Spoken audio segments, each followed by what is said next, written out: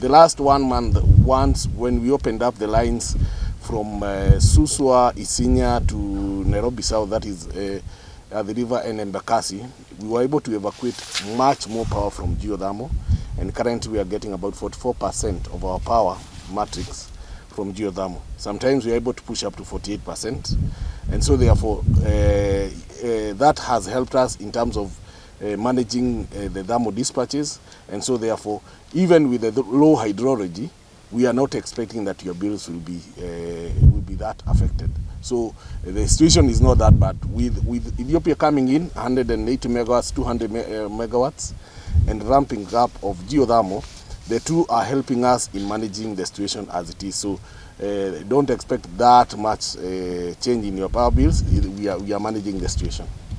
Yes.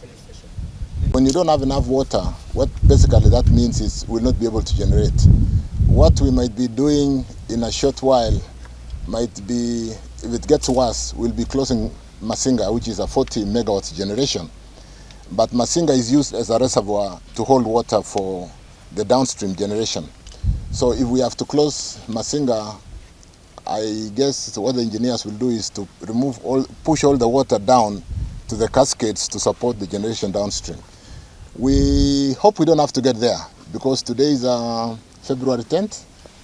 If by March 10th we have some rains, maybe 15th, we'll be looking very keenly to receive the African weather outlook in the next 15 days.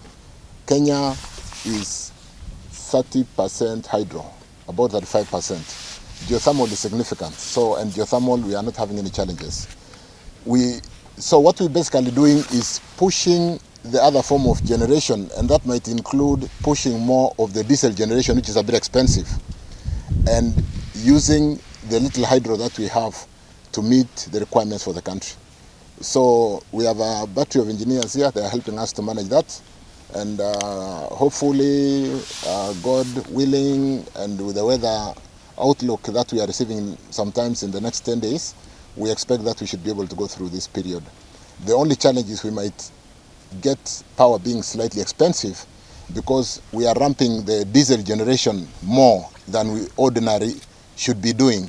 Diesel is normally used for peaking during the peak times between 6 o'clock in the evening and 10, when our homes light up and industries are running. We need maximum power.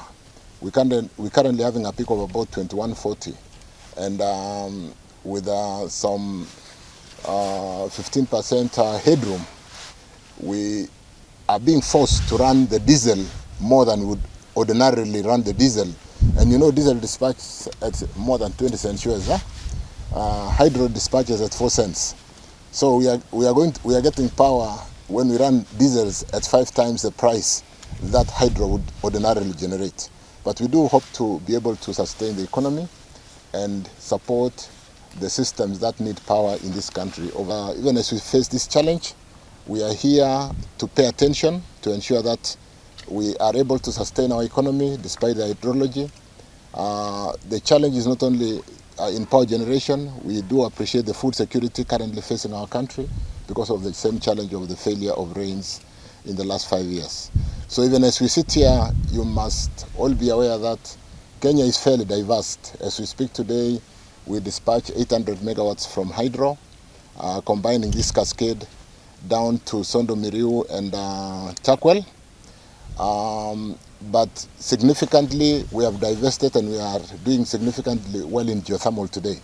So when we face this kind of challenge, unlike other countries like down south Zambia, Malawi, and even South Africa, we are able to really fall back to geothermal at times like this to support the economy and the power requirements for this country.